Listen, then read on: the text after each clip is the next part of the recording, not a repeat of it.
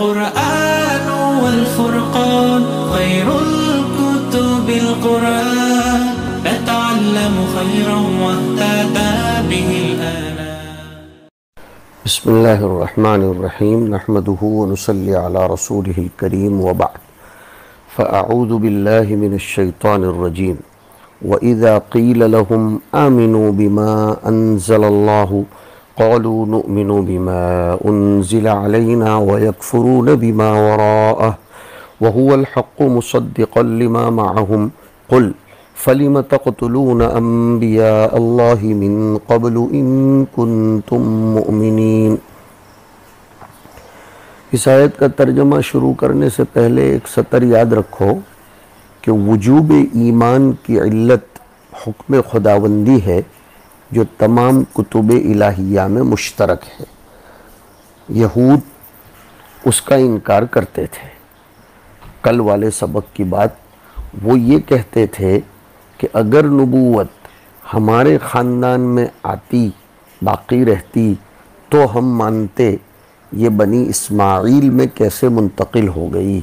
اس کو قرآن کریم اپنے انداز میں کہہ رہا ہے، اور جب ان سے کہا جاتا ہے ایمان لے آؤ اس قرآن پر جو اللہ نے نازل کیا، میں زور دے رہا ہوں اس قرآن پر جو اللہ نے نازل کیا، القرآن وغیرہ، قرآن کو بھی اللہ نے نازل کیا ہے، تورات کو بھی اللہ نے نازل کیا ہے، تمہیں تو یہ دیکھنا ہے کہ نازل اللہ نے کیا ہے۔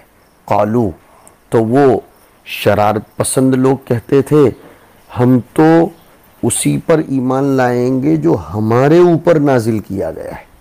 یہ دیکھیے، نؤمنو بما انزل اللہ نہیں کہا، حالانکہ امر میں تو یہ ہے کہ آمنو بما انزل اللہ، تو انہیں کہنا چاہیے تھے نؤمنو بما انزل اللہ، لیکن انہوں نے اپنی تخصیص کی کہ نؤمنو بما انزل علینا، اس سے ان کا حسد خود ظاہر ہو رہا ہے، یعنی بدت البغضاء من افواہہم والا معاملہ۔ ایت توراتی، ہم تو اس پر ایمان رکھتے ہیں جو ہم پر نازل کی گئی ہے۔ اب یہ قول تو ان یہود کا ہے، نؤمن بما انزل علینا، آگے والا قول اللہ کا ہے، اس لیے فصل کرنے کے لیے مصنف کو یہ کہنا پڑا کہ قال تعالی وَيَكْفُرُونَ بِمَا وَرَاءَهُ، وَيَكْفُرُونَ کا الواو للحال، درا حالے کہ وہ اس کے علاوہ کا انکار کرتے ہیں۔ وراء اصل میں مصدر ہے جس کو ظرف بنا دیا گیا ہے، وہ فاعل کی طرف اس کی اضافت ہوتی ہے کبھی، اور کبھی مفعول کی طرف بھی اضافت ہوتی ہے۔ یہ میں نے لفظ وراء کی تحقیق پیش کی آپ کے سامنے۔ درا حالے کہ وہ انکار کرتے ہیں اس کے علاوہ کی، سوا ہو یا وراء کی تفسیر او بعدہ من القرآن، یعنی قرآن کی، جبکہ وہ قرآن حق ہے، وہو الحق او حالی حال مصدقاً، جو حق ہوتا ہے وہ مصدق ہوتا ہے، صدق پر مشتمل ہوتا ہے، تصدیق پر بھی مشتمل ہوتا ہے۔ ارباب حق مصدق ہوتے ہیں اور ارباب باطل مکذب ہوتے ہیں۔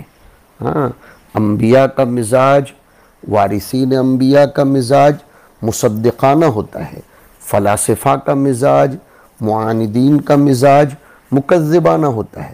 تو حق اور تصدیق لازم ملزوم ہے، پھر مصدقاً کیوں لائے؟ جواب دیا حال ثانیۃ مؤکدۃ، یہ مصدقاً دوسرا حال ہے، پہلا حال وہو الحق، کہ وہ انکار کرتے ہیں اس کے علاوہ قرآن کی، حالانکہ وہ حق ہے، تصدیق کرنے والا ہے، لما معہم، ان کے ساتھ کی کتاب تورات کی۔ اب ایک زبردست الزامی جواب ان پر تھوپا جا رہا ہے، مزیدار بات اللہ تعالیٰ فرما رہے ہیں۔ تھوڑی دیر کے لیے مان لیتے ہیں کہ نؤمن بما انزل علینا تمہارا دعویٰ کتنا سچا ہے، اس کو چلو تھوڑا سا پرکھتے ہیں۔ اگر تم تورات پر ایمان رکھتے ہو، چلو قرآن پر نہیں رکھتے، تورات ہی پر رکھتے ہو، تو کیا تمہارا ایمان بالتورات تمہیں قتل انبیاء کی اجازت دیتا ہے؟ تم تو یہ بھی نہیں کرتے۔ یعنی اگر تمہارا تورات پر ایمان ہوتا تو تم کم از کم نبیوں کو تو قتل نہ کرتے، لیکن تم نبیوں کو قتل کر رہے ہو۔ اس کا مطلب یہ ہے کہ تم تورات پر بھی ایمان نہیں رکھتے، تم تو اپنی ہوائے نفسی پر ایمان رکھتے ہو۔ اس سے اصل میں قرآن بہت دور کی بات کہنا چاہتا ہے کہ اگر تم تورات ہی پر ایمان رکھتے تو قتل انبیاء نہ کرتے، ویسے ہی اگر مان لو تورات پر تمہارا ایمان ہوتا تو تم تکذیب محمد نہ کرتے، اس لیے کہ تورات میں تصدیق محمد کا حکم دیا گیا ہے، لہذا ان کا یہ دعویٰ بھی غلط ٹھہرا کہ نؤمن بما انزل علینا۔ دیکھو قل لہم، آپ ان سے کہیے فَلِمَ تَقْتُلُونَ، وہی تقتلون قتلتم کے معنی میں ہے، مضارع حکایت حال ماضیہ کے لیے لایا گیا۔ کیوں تم قتل کرتے ہو اللہ کے نبیوں کو اس سے پہلے؟ اگر تم مومن ہو تورات پر، ان کنتم مؤمنین بالتورات، یہ بالتورات اس لیے لانا پڑے گا کہ انہوں نے کہا تھا نا نؤمن بما انزل علینا وقد نہیتم فی التورات عن قتل الانبیاء، میں عبارت کی ضمیر نکال رہا ہوں، جبکہ تمہیں تورات میں انبیاء کے قتل سے روکا گیا پھر بھی تم کرتے ہو، پتہ چلا کہ تمہارا ایمان بالتورات بھی نہیں ہے۔ والخطاب للموجودین فی زمن نبینا صلی اللہ علیہ وسلم بما فعل آباؤہم، پہلے اتنی عبارت حل کرو۔ یہ خطاب حضور کے زمانے میں موجود یہودیوں سے تھا، حالانکہ یہ قتل وغیرہ کے دھندے ان کے آباء و اجداد نے کیے تھے، تو کرے کوئی سنے کوئی، ایسا کیسا؟ اس کا جواب دیا لِرِضَاهُمْ بِهِ، حالیہ یہود ان دھندوں پر راضی تھے۔ اور ایک قاعدہ یاد رکھ لو، الراضی بالفعل فاعل، جو کسی کام پر راضی ہوتا ہے وہ بھی اس کام کے کرنے والے کے برابر ہوتا ہے، اور المنکر علی الفعل منکر، تو اگر کوئی شخص مباشر فعل تو نہیں ہے لیکن اس فعل پر راضی ہے تو اس کا حکم بھی مباشر فعل ہی کا ہے۔ یہ آپ کو کئی جگہوں پر یہ قاعدہ کام آئے گا۔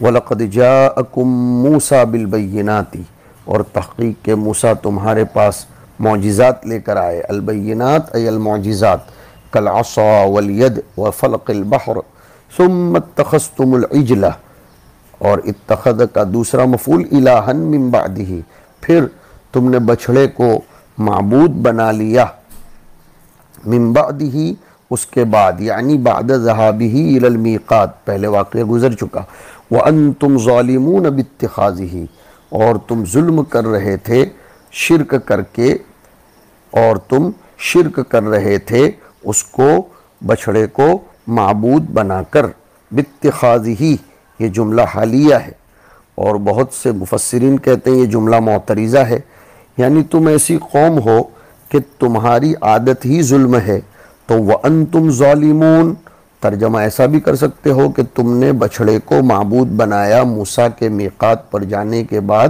درا حالے کہ تم ایسا کر کے ظلم کر رہے ہو۔ مصنف کی عبارت سے تو ایسا ہی لگ رہا ہے کہ وہ وَأَنْتُمْ ظَالِمُونَ کو حال مان رہے ہیں، اور کچھ لوگ اس کو باقاعدہ جملے معترضہ مانتے ہیں کہ تم نے بچھڑے کو معبود بنایا اور تمہاری تو عادت ہی اس طرح کرنے کی ہے، ظلم کرنے کی، تم لوگ اس کے عادی ہو گئے ہو۔ اصل میں یہ لوگ حلولیہ یا مجسمہ تھے، ہمارے ملک کے گائے کی پرستش کرنے والے لوگوں کا سلسلے سند بھی ان سے ہی ملتا ہوگا، اور بچھڑے کو عبادت میں کیسے لیا، سامری والے واقعے میں آپ حضرات اس کو سن چکے ہو۔ آگے دیکھیے وَإِذْ أَخَذْنَا مِيثَاقَكُمْ، اس وقت کو بھی یاد کرو، مزید ان کی ایک شرارت، اس وقت کو یاد کرو جب کہ ہم نے تم سے معاہدہ لیا تھا۔ کون سا؟ یہاں خاص معاہدہ مراد ہے، وہی بات، سیاق و سباق آیات، پس منظر، شان نزول، نصوص شریعت، بار بار یہ جملے میں دہراتا ہوں، یہ سب دیکھ کر لفظ مشترک کے معنی کو طے کیا جائے گا۔ تو یہاں میثاق سے مراد میثاق الست نہ لیا جائے، عہد الست، نہیں، یہاں میثاقکم علی العمل بما فی التورات، کیوں یہ میثاق؟ آگے کا قرینہ ہے، وقد رفعنا فوقکم الطور، واو کے بعد قد لایا گیا اس کے حالیہ ہونے کو بتانے کے لیے، اس وقت کو یاد کرو جب کہ ہم نے تم سے معاہدہ لیا تھا کہ تم تورات پر عمل کرو گے، درا حالے کہ ہم نے تمہارے اوپر جبل طور کو اٹھایا تھا، الجبل حین امتنعتم من قبولها، جبکہ تم نے اس پر عمل کرنے سے منع کیا تھا، اور اٹھایا تھا صرف ڈرانے کے لیے نہیں، لیسقط علیکم، تاکہ وہ تم پر گرے اگر تم ابا اور انکار کرو۔ 9ویں پارے میں دیکھو، وَإِذْ نَتَقْنَا الْجَبَلَ فَوْقَهُمْ كَأَنَّهُ ذُلَّةٌ وَظَنُّوا أَنَّهُ وَاقِعٌ بِهِمْ، یہاں پر اب آگے دیکھیے، وَقُلْنَا، اور ہم نے یہ کہا تھا، خُذُوا مَا آتَيْنَاكُمْ بِقُوَّةٍ أي بِجِدٍّ وَاجْتِهَادٍ، تم لے لو ان احکام کو جو ہم نے تم کو دیے بڑی محنت، طاقت سے، مضبوطی سے، وَاسْمَعُوا، اور سنو، سنتے تو تھے ہی وہ لوگ، اس لیے قید لگائی سماع قبول، اسمعوا کا مفعول بھی آیا پہلے تو، ما تؤمرون بھی، تمہیں جو کچھ کہا جا رہا ہے اسے سنو، اور صرف سننے کے لیے مت سنو جیسے آج کل ہمارا حال ہے کہ سن سن کر سن ہو گئے ہیں، نہیں، سنو قبول کرنے کی نیت سے۔ قالو، تو کمبختوں نے کہا کہ سمعنا قولک، ہاں ہم نے سنا، لیکن وعصینا امرک، یہ ہے حد فاصل، ہم نے آپ کی بات کا انکار کر دیا۔ سوال یہ پیدا ہوتا ہے کہ اگر انہوں نے عصینا کہا تو ان پر پہاڑ گر جانا چاہیے تھا، اس لیے بعض مفسرین یہ کہتے ہیں کہ عصینا انہوں نے لسان حال سے کہا تھا اور سمعنا لسان قال سے کہا تھا۔ اگر عصینا بھی لسان قال سے کہتے تو جبل ان پر گر پڑتا، اگر عصینا لسان قال سے کہتے تو یہ پہاڑ اٹھانے کا فائدہ کیا اگر گرانا نہیں ہے۔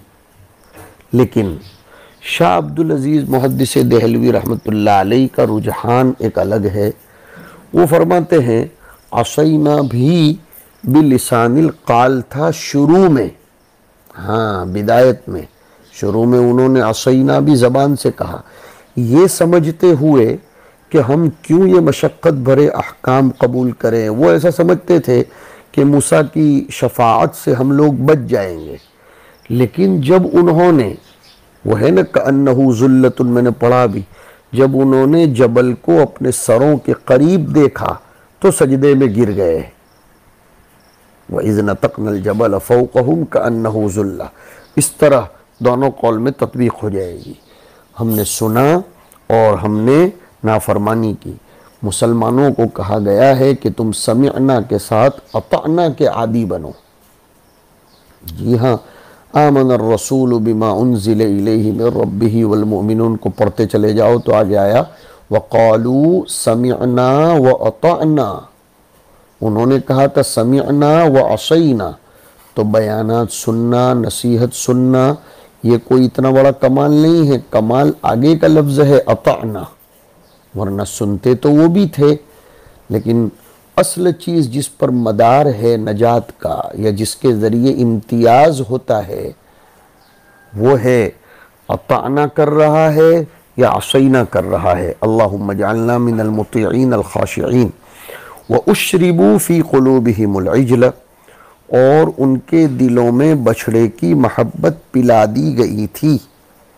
اور کچھ لوگ کہتے ہیں یہ جملہ حالیہ ہے، درا حالے کہ ان کے دلوں میں بچھڑے کی عبادت کی محبت پلا دی گئی تھی۔ یہ کوئی ایسی چیز ہے جو پلائی جاتی ہے؟ بلاغت کا اجرا کرو، یہ استعارہ مکنیہ ہے۔ بچھڑے کی عبادت کی محبت کو تشبیہ دی گئی ایک مشروب لذیذ کے ساتھ، جیسے کوئی مشروب لذیذ ہوتا ہے اس کے ساتھ بچھڑے کی عبادت جو انہیں محبوب تھی اس کو تشبیہ دی گئی، اور دونوں کے درمیان وجہ تشبیہ التزاز، لذت۔ پھر مشبہ بھی مشروب لذیذ کو حذف کر دیا گیا اور اس کے لوازم میں سے اشراب کو باقی رکھ کر اس کی طرف اشارہ کر دیا گیا۔ استعارہ مکنیہ اسی کو تو کہتے ہیں کہ مشبہ بھی کو حذف کر کے اس کے لوازم میں سے کسی کو ذکر کرنا اور اس مشبہ بھی محذوف کی طرف اشارہ کرنا۔ نیز یہ جو کچھ ثابت ہوا وہ قوت خیالیہ سے ہوا، اس لیے اس کو استعارہ مکنیہ تخیلیہ کہیں گے۔ ایک سوال طالب علمانہ ہو سکتا ہے کہ لذت اگر وجہ تشبیہ ہے تو وہ اکیلو آنا چاہیے، عقل میں بھی تو لذت ہوتی ہے، اشربو کیوں کہا گیا؟ آپ حضرات بڑے طلبہ ہو، سمجھتے ہو، مشروب جتنا گھل مل جاتا ہے، جتنا پیوست ہو جاتا ہے، جتنا سرایت اور نفوذ کرتا ہے، اتنا معقول نہیں کرتا۔ اسی لیے مشروبات میں جو طاقت، جو انرجی ہوتی ہے وہ معقولات میں نہیں ہوتی۔ اسی لیے ڈاکٹر کو آپ نے دیکھا ہوگا جب گولیوں سے علاج نہیں ہو پاتا تو وہ انجیکشن کی شکل میں لیکویڈ ڈالتے ہیں، وہ مخالطت شدیدہ اختیار کرتا ہے۔ اور اسی طرح دیکھا ہوگا بڑے بوڑھے لوگ جب کھانا نہیں کھا پاتے تو ان کو مشروبات دیے جاتے ہیں۔ پہلے زمانے کے اطباء یہ سیرپ زیادہ دیا کرتے تھے اس لیے کہ وہ پورے بدن میں پہنچ جاتا ہے۔ تو یہ ہے اشربو کا نقطہ۔ وَأُشْرِبُوا فِي قُلُوبِهِمُ الْعِجْلَ، یہ اشربو فی قلوبہم العجل کا مرادی معنی بیان کر رہے ہیں، خالط حبہ حب العجل قلوبہم، اور استعارہ مکنیہ کا اجرا کرتے ہوئے کہہ رہے ہیں کما یخالط الشراب، بچھڑے کی عبادت کی محبت ان کے دلوں میں ایسی گھل مل گئی تھی جیسے کہ کوئی مشروب رگ رگ میں سرایت کر جاتا ہے۔ اور یہ کیوں ہو گیا تھا ایسا معاملہ؟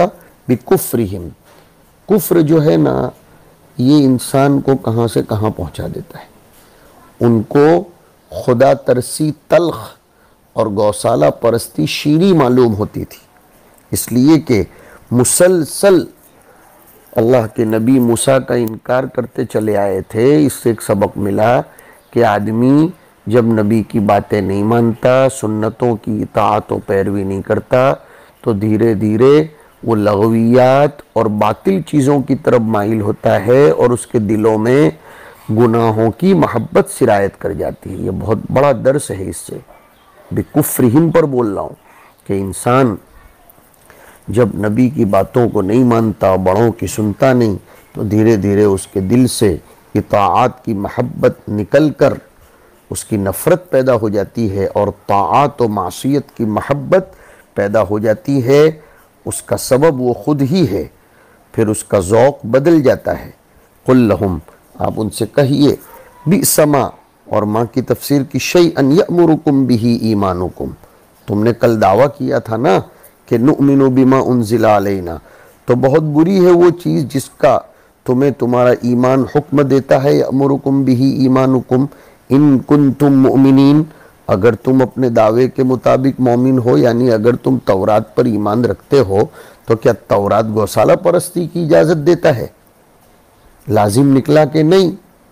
تو اس کا لازم یہ نکلا کہ تمہارا تورات پر بھی ایمان نہیں ہے۔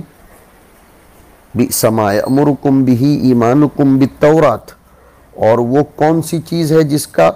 عبادت العجل، ان کنتم مؤمنین بالتورات کما زعمتم۔ اب عبارت دیکھو، المعنی مطلب یہ ہے کہ لستم بمؤمنین، ایک لفظ میں بڑھاتا ہوں، لستم بمؤمنین بالتورات ایضا، اس لیے کہ تم تورات پر بھی مومن نہیں ہو، چلو مانو قرآن پر، تورات پر بھی تمہارا ایمان نہیں ہے۔ لأن الایمان بأحد الکتب السماویۃ لا یأمر بعبادت العجل، میں کچھ عبارت بڑھا رہا ہوں، کتب سماویہ میں سے کسی بھی کتاب پر ایمان لاؤ تو اس میں شرک کی اجازت تو ہوگی ہی نہیں، تو پھر ایسا کیسا؟ یہ کون کرتا تھا گوسالہ پرستی کا؟ والمراد آباؤہم، ان کے آبا، قرآن کریم بہت دور جا کر اشارہ کر رہا ہے کہ ای فکذالک انتم لستم مؤمنین بالتورات، میں نے کل کہی تھی یہ بات کہ ایسے ہی تمہارا یہ دعویٰ غلط ہے کہ نؤمن بما انزل علینا، تم تورات پر بھی ایمان نہیں رکھتے، کیوں؟ وقد کذبتم محمدا صلی اللہ علیہ وسلم، تم نے محمد کی تکذیب کی، والایمان بالتورات لا یأمر بتکذیبہ، ایمان بالتورات ہوتا تو تم محمد کی تکذیب نہ کرتے، اس لیے کہ تورات تو تصدیق محمد کا حکم دیتا ہے۔ اس طریقے سے قرآن کریم ثابت کر رہا ہے، اس کو منطق کی زبان میں قیاس حملی کی شکل اول کہتے ہیں، یعنی تمہارا اعتقاد، تمہارا ایمان بالتورات تمہیں تو عبادت العجل کی حکم دیتا ہے، اور جو اعتقاد ایسا ہو وہ کفر ہے، نتیجہ نکلا کہ تمہارا اعتقاد کفر ہے، تمہارا دعویٰ غلط ٹھہرا، نہ تم مومن بالقرآن ہو نہ تم مومن بالتورات ہو۔ وہی بات ہے، تم نے اپنے الہ کو ٹھہرایا اپنا خواہشات نفسانیہ، ارأیت من اتخذ الہہ ہوا۔ اللہ رب العزت ہمیں ہوائے نفسانی سے محفوظ فرمائے۔ وصلی اللہ علی النبی۔